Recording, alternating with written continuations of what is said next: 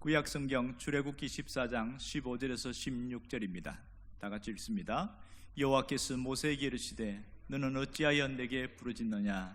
이스라엘 자손에게 명령하여 앞으로 나아가게 하고 지팡이를 들고 손을 바다 위로 내밀어 그것이 갈라지게 하라.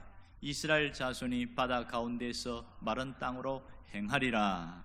아멘. 옆 사람과 인사합시다. 참 잘 오셨습니다. 우리가 쓰는 말 중에 인생만사 세웅지마다 이런 말을 합니다. 좋은 일이 있다가 또 어려운 일도 생기고, 늘 어려운 일만 있는 것이 아니라 또 좋은 일도 생기고 합니다. 그 가운데 중요한 것은 내 마음의 중심입니다. 여러분의 중심이 늘 흐트러지지 않고 바로 서 있다면 놀라운 일은 계속될 줄로 믿습니다. 오늘 본문은 10절에서 31절까지 전 내용을 포함하고 있습니다. 얼마 전까지 이스라엘 백성들이 감격과 기쁨의 도가니 속에서 출애굽을 했던 그들이 가나안 땅을 가는 동안은 쉽지만은 않았습니다. 왜냐하면 그 가는 동안에 고비고비 넘어야 될 게 많이 있는데 그것이 가장 큰 것은 적들의 위협이었습니다. 지난 시간에 우리가 함께 살펴본 대로 가나안 땅까지 가는 길은 대부분 세 가지 길이 있다고 그랬습니다. 하나는 블레셋으로 가는 해안선 길이 있고, 또 하나는 술 길이 있고, 그 다음에 왕의 대로가 있습니다. 이 모든 길들이 다 적들이 있기에 쉽지는 않았습니다. 왜냐하면 한두 명도 아니고 200만 명이나 되는 어마어마한 사람들이 민족의 대이동을 하는 것이기 때문에 정말 어려웠거든요. 근데 하나님은 전혀 다른 새로운 길로 인도하셨고 가는데, 우리가 지난번에 살펴본 대로 하나님이 갑자기 가시다가 모세에게 유턴해라 이렇게 이야기합니다. 그래서 돌려서 내려가는데 어디로 가냐면 믹돌 사이 비하히롯 근처로 내려가고 있습니다. 이 믹돌이라는 곳은 전략적 요충지라는 얘기를 제가 드렸고요. 그 옆에 비하히롯으로 내려가면 사실은 갈 곳이 없어요. 거기 가다 보면 막다른 길입니다. 좌우에는 산과 암벽이 있고 앞에는 바다밖에 없어요. 그곳으로 인도하신 거예요.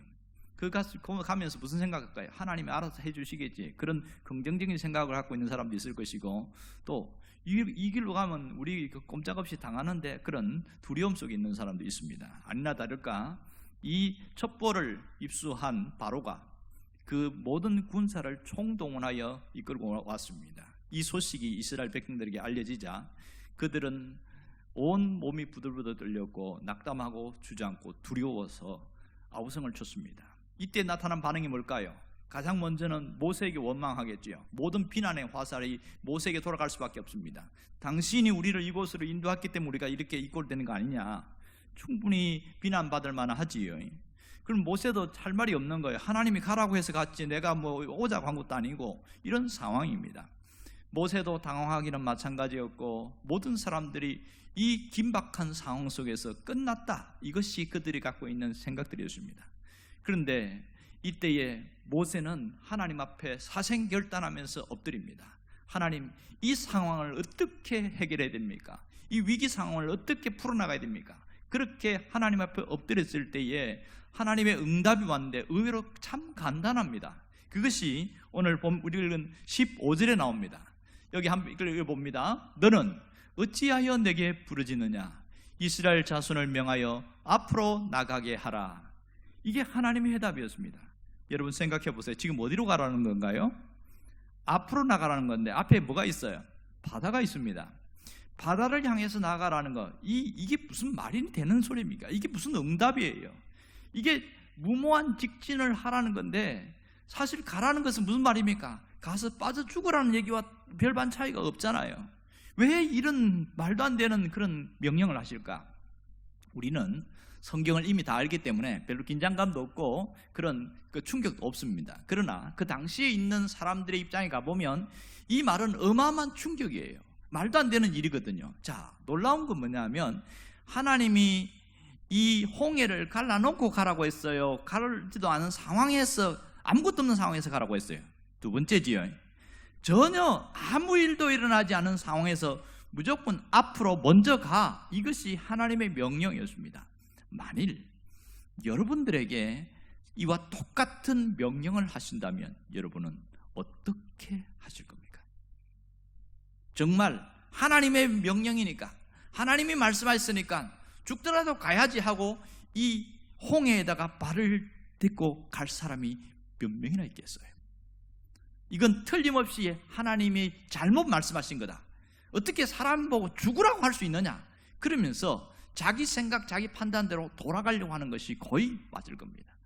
여러분, 쉽지 않은 결단이고 쉽지 않은 이행입니다. 그러나 여기에서 왜 하나님이 가라고 했느냐, 이걸 우리가 알아야 됩니다. 분명히 가면 빠져 죽는데 왜 그 길로 가라고 하느냐? 차라리 바닷물을 갈라놓고 가라고 하면 합리적이고 이성적으로 볼 때 길이 있구나 하고 갈 수 있는데, 그것도 아니고 아무 일도 일어나지 않은 상황에서 하나님은 무조건 가라고만 하십니다. 그리고 내가 앞으로 바다를 갈라주겠다는 얘기도 안 하셨어요. 이런 상황에서 가라는 것이 얼마나 답답하고 힘듭니까? 왜 그랬을까요? 이스라엘 백성들에게 끊임없이 요구한 게 뭔지 아세요? 하나님에 대한 신뢰입니다. 전적인 믿음이에요. 그들이 광야길을 가는 동안에 끊임없이 고민하고 갈등한 부분이 정말 하나님을 신뢰하고 갈 수 있느냐 하는 부분입니다. 이렇게 말도 안 되는 명령을 하신 것은 온전히 믿고 따라오라는 겁니다. 나만 믿고 가면 길이 열린다. 이것이 하나님의 메시지입니다. 그러기에 믿음은 신뢰요 모험입니다. 전적인 신뢰, 그 속에 움직임이 있을 때 이게 진짜 믿음이라는 겁니다. 눈앞에 현실은 아무것도 할 수 없고 절망적인 상황이지만 이 길이 모두를 살리는 길이다. 하나님은 그렇게 보고 계신 겁니다. 여러분, 우리가 이 사건 앞에서 나타난 하나님은 어떤 분으로 보이십니까? 우리가 알고 있는 하나님은 전능하신 하나님이십니다. 이 하나님은 문제보다 크신 하나님이라는 사실을 잊지 않기를 원합니다. 어떤 상황 속에서도 하나님은 답을 갖고 계십니다. 하나님에게는 해결 방법이 있다는 사실, 이것만 알면은 우리가 쉬 낙담하고 흔들리다가도 다시 정신을 차리고 일어날 수 있다는 거지요. 문제는 납니다.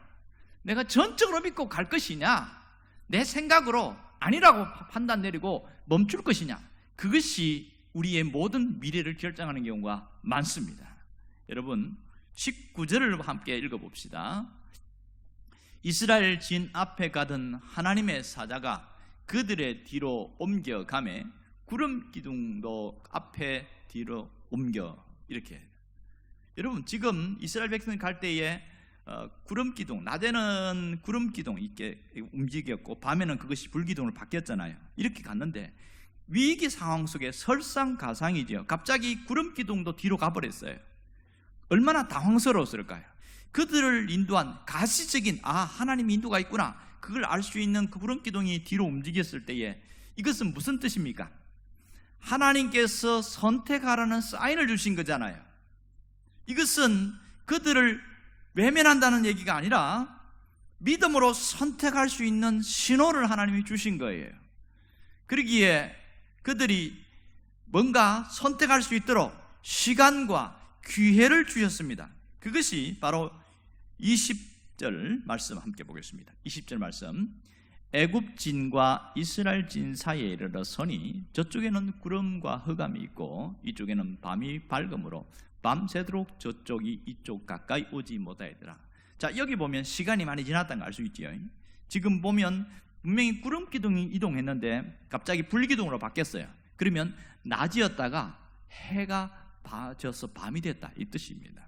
이 상황에서 시간과 하나님이 기회를 주셨어요. 뭐 하려고요? 나갈 수 있도록 모든 기회를 주셨어요. 그리고 하나님의 자녀들, 앞으로 나간 믿음으로 간 사람들은 살아났고 믿음이 없는 불신앙의 사람들은 다 죽었습니다. 그것이 오늘 28절에 나오는 내용입니다. 함께 읽습니다. 물이 다시 흘러 병거들과 기병들을 덮되 그들의 뒤를 따라 바다에 들어간 바로의 군대를 다 덮으니 하나도 남지 아니하더라. 혹시 여기서 이스라엘 백성 중에 빠져 죽은 사람 한 명이라도 있을까요, 없을까요? 단 한 명도 없습니다. 단 한 명도. 이것이 놀라운 점이지요. 여러분, 무엇 때문에 하나님이 이런 기적을 주셨을까요? 누구 때문에 이런 기적을 일으켰을까요? 그것은 모세의 믿음 때문이었습니다. 자, 21절 함께 봅시다. 모세가 바다 위로 손을 내밀매 여호와께서 큰 동풍이 밤새도록 바닷물을 물러가게 하시니 물이 갈라져 바다가 마른 땅같이 되었더라. 똑같은 상황, 똑같은 어려움에도 불구하고 모세도 굉장히 불구하고 어려운 상황에서 뭐 했어요? 정신을 차리고 믿음으로 하나님이 시키는 대로 했다는 거예요. 이게 놀라운 점이에요. 이스라엘 백성들 보고 앞으로 가라 그랬더니 얘기했어요. 자기도 앞으로 갔어요. 그랬더니 하나님이 하나 더 족불려서 너는 그 갖고 있는 지팡이 갖고 높이 들고 내밀으라 그런 거예요. 이건 모세에게 준 메시지예요. 뭐 어떻게 되겠다는 얘기를 해준 적이 없어. 그냥 하나님이 하라고 한 거예요. 그 모세의 한 사람의 믿음 때문에 어마어마한 일들이 일어났습니다. 여러분, 이렇게 기적은 의외로 간단합니다. 한 사람의 믿음이 어마어마한 기적을 일으키게 되어집니다. 여러분, 믿음의 사람 모세를 중심으로 이스라엘 백성들이 하나가 되었다는 사실을 우리가 주목해 봐야 됩니다. 22절 말씀 함께 봅시다. 이스라엘 자손이 바다 가운데를 육지로 걸어가고, 이 점이 놀랍지요. 한 마음을 가지고 쫙 걸어갔다는 거. 이 한 마음, 이게 대단히 중요합니다. 그들 속에 두려움이 있었을까요? 없었을까요? 없습니다. 불평이 있었을까요? 없었을까요? 없습니다. 왜? 하나님이 바다에 고속도로를 냈고 이 길을 가면 하나님이 우리가 살 수 있다는 완전한 희망과 자신감, 용기, 이것만 충분했거든요. 그들은 한 마음으로 걸어가면서 하나님의 능력을 체험했습니다. 그러므로 하나님의 말씀대로 앞으로 나아갔을 때의 기적이 자기 눈앞에 펼쳐진 겁니다. 20절 말씀 함께 다시 보겠습니다. 29절. 그러나 이스라엘 자손은 바다 가운데를 육지로 행하였고 물이 좌우에 벽이 되었더라. 이 놀라운 사실을 보십시오. 여러분, 개울이든 바다든 갈라지면 질퍽질퍽합니다. 그런데 육지까지 갔다는 것은 하나님이 바람으로 말려서 완전 마른 땅이 되겠다, 이런 뜻이거든요. 이런 있을 수 없는 일들이 이 현장에서 일어났던 겁니다. 오늘 여기서 우리가 알 수 있는 것은 뭘까요? 하나님 우리에게 기적이 일어나는 비결에 대하여 알려주고 계십니다. 어떻게 하면 내 삶에도 기적이 일어날 수 있을까? 그것은 의외로 간단합니다. 기적은 이성을 뛰어넘어야 일어난다는 거예요. 이성의 한계를 뛰어넘어야 기적이 일어나더라. 의외로 우리는 상식과 이성이 기적을 막는 경우가 굉장히 많습니다. 그리고 그런 생각을 하는 사람을 신비주의자라고 그렇게 취급할 경우가 굉장히 많습니다.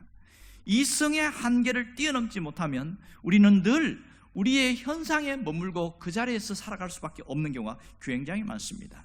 그러므로 기적은 이성의 지배, 감정의 지배를 뛰어넘을 때에, 환경의 지배를 뛰어넘을 때에 하나님이 역사하더라는 겁니다. 지금도 하나님은 내 삶 가운데 역사하고 계신다는 사실을 잊지 않기를 원합니다. 우리가 살다 보면 수도 없이 많은 위기를 당하고 있습니다.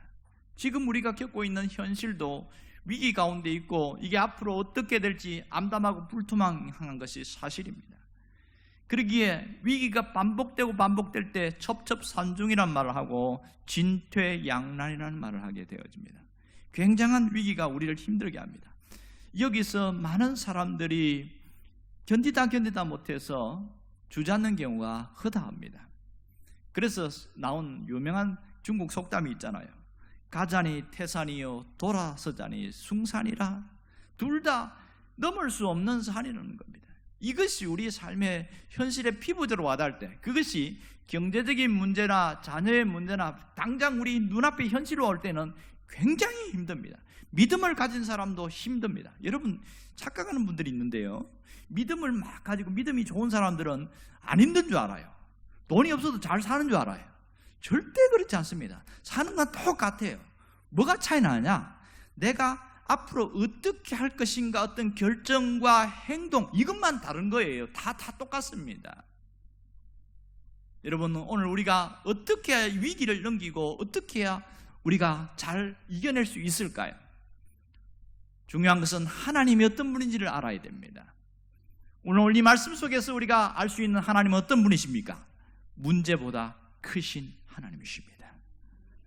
내가 믿는 하나님은 문제보다 크신 하나님이라는 사실을 잊지 않기를 원합니다. 그러므로 하나님이 시키는 대로만 하면 됩니다.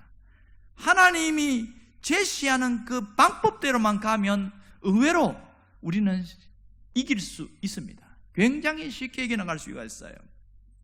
믿고 따르는 자에게 기적을 체험할 수 있는 것은 예나 지금이나 동일하다는 사실입니다.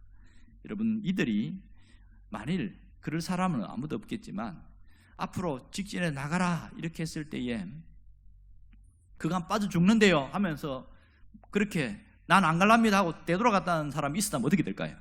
그 사람은 100% 물에 빠져 죽든지 잡혀 죽든지 죽었을 겁니다. 그런 사람이 한 명도 없었기 망정이지. 놀라운 것은 하나님의 역사는 우리의 상식과 우리의 지식, 이성을 뛰어넘어서 일하시는 것을 볼 수가 있습니다. 22절 말씀 다 같이 한번 봅시다. 이스라엘 자손이 바다 가운데를 육지로 걸어가고 물은 그들의 좌우에 벽이 되니, 이 점이 굉장히 놀라워요. 결국은 이 신앙적 행위는 허구나 신비주의가 아닌 현실이고 우리의 상황 속에서 나타나는 일인데, 이 일이 이루어지기 위해서는 뭘 해야 되냐? 누군가의 믿음이 있어야 됩니다. 눈앞에 당한 자기 현실 속에 한 사람의 믿음이 대단히 중요합니다. 모세의 믿음이 이 모든 기적의 현장을 만들어낸 것을 알 수 있습니다. 하나님은 그때나 지금이나 모두 예비하고 계십니다. 그러나 믿음이 없는 곳에는 하나님이 일하지 않으십니다. 믿음이 있는 곳에 하나님이 역사하십니다. 여러분, 가정을 세우고 사업을 세우고 또 교회를 세워나가는데 대단히 중요한 것은 믿음입니다. 그래서 이 믿음이 더 굳세게 해주세요. 이것이 우리 기도가 되어야 됩니다. 문제는 그런 믿음을 가졌다는 사람들은 뭐가 달라야 되는지 아세요? 보는 게 달라야 돼요. 눈앞에 있는 홍해를 보지 말고 하나님을 볼 수 있어야 됩니다. 장애물을 보지 말고 하나님의 역사를 볼 수 있기를 바랍니다. 문제를 보지 말고 문제보다 크신 하나님을 바라보려고 해야 합니다. 지금 눈앞에 있는 이 환경, 현실, 암담함 이것만 보려고 하지 말고 그 너머에 일하시는 하나님을 보려고 해야 믿음이 흔들리지 않게 되어집니다. 보는 게 얼마나 중요한지 몰라요. 여러분, 지금 나를 짓누르고 있는 게 뭡니까? 지금 나를 고통스럽게 하고 있는 게 뭐예요? 그 속에 하나님이 역사하신다는 사실을 놓지 않기를 원합니다. 그 속에서도 하나님은 나를 붙들고 있고, 그래서 나를 하나님이 이끌어 가신다는 사실을 놓지 않기를 원합니다. 반드시 이성의 한계를 뛰어넘어야 기적이 일어납니다.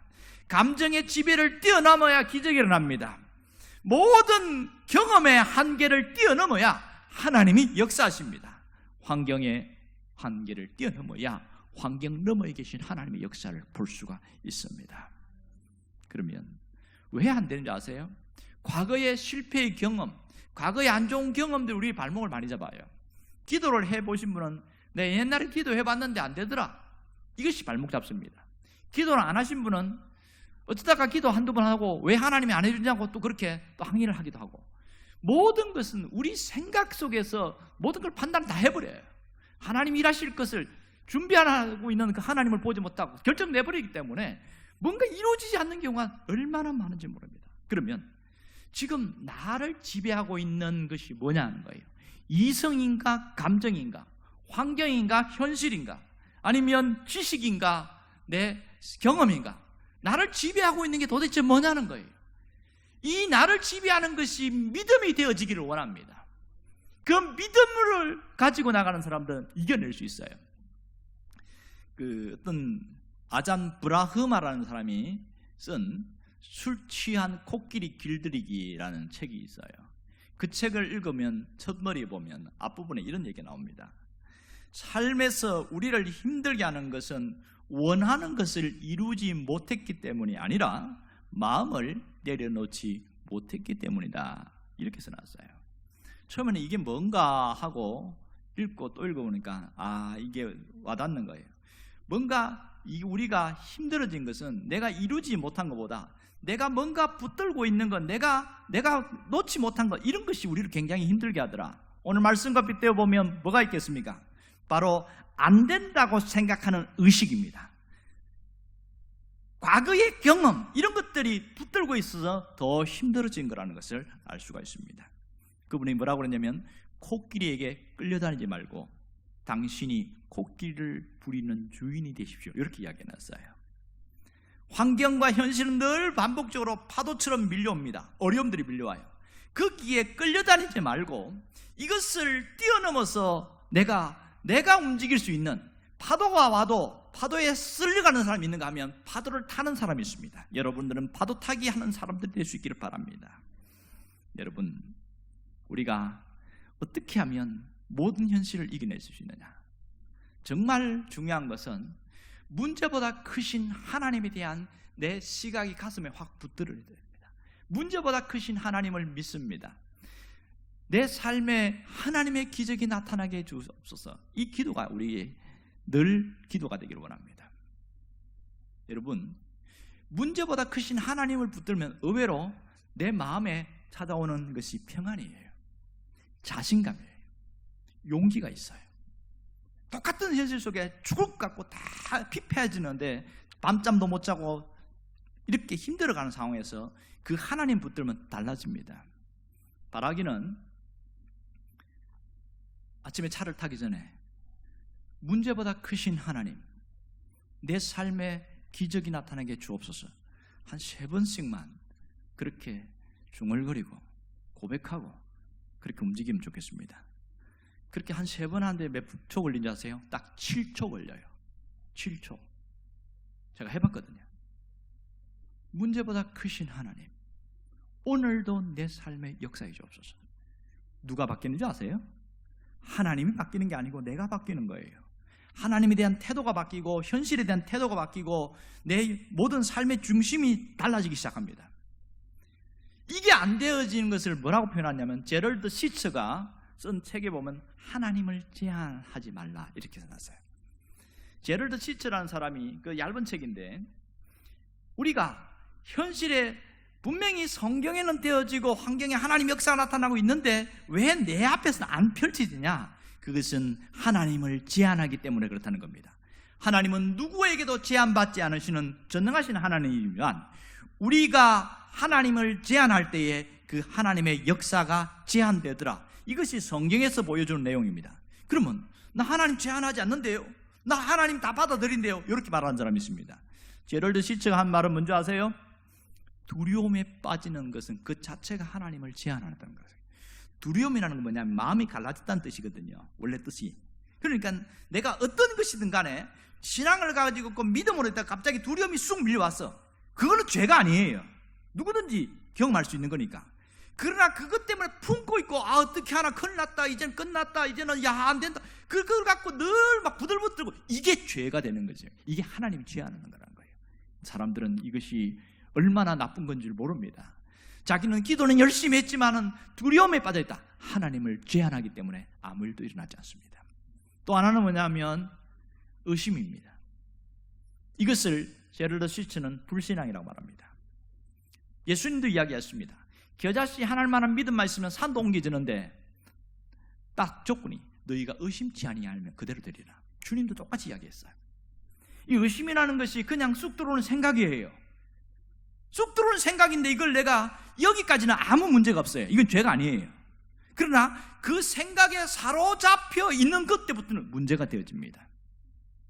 아무리 기도를 많이 해도, 아무리 믿음 좋은 사람도 의심에 쑥 사로잡혀 있다는 그 자체가 불신앙이기 때문에 하나님의 역사는 나타나지 않습니다. 그것이 우리가 왜 기도를 하고 믿음을 가졌는데 역사가 나타나지 않느냐? 하나님을 제한하기 때문에 그렇습니다. 이 시간 여러분이 결심할 것은 어떤 일이 있어도 하나님을 제한하지 않겠습니다. 이 기도가 있어야 됩니다. 내가 하나님을 제한하지 않겠습니다. 그 기도가 있다면 반드시 뭘 해야 돼요? 내 속에 들어오는 삶의 환경, 계속 밀려오는 두려움을 밀어내야 됩니다. 의심이 몰려올 때 밀어내야 됩니다.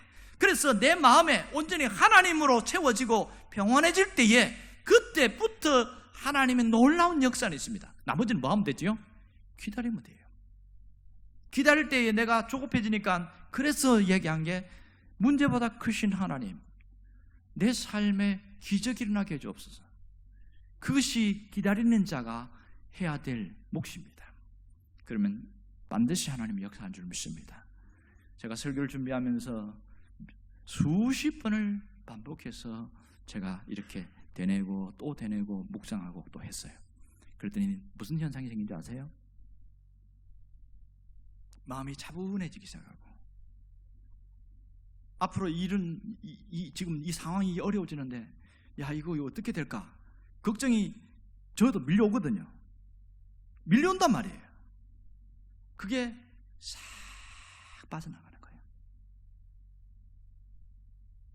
이것을 날마다 경험해야 됩니다. 날마다 두려움은 밀려오고, 날마다 걱정은 밀려오고, 날마다 의심은 생각이 밀려 들어옵니다. 이때에 밀어내는 작업을 잘해야 됩니다. 그냥 밀어내기만 하는 것은 1단계고 2단계는 뭐냐? 문제보다 크신 하나님 내 삶에 역사해 주옵소서. 그러면서 내가 그것을 중심을 갖고 가야 돼. 이게 2번째입니다. 그러면 그 평온과 믿음의 상태를 계속 유지할 수 있습니다.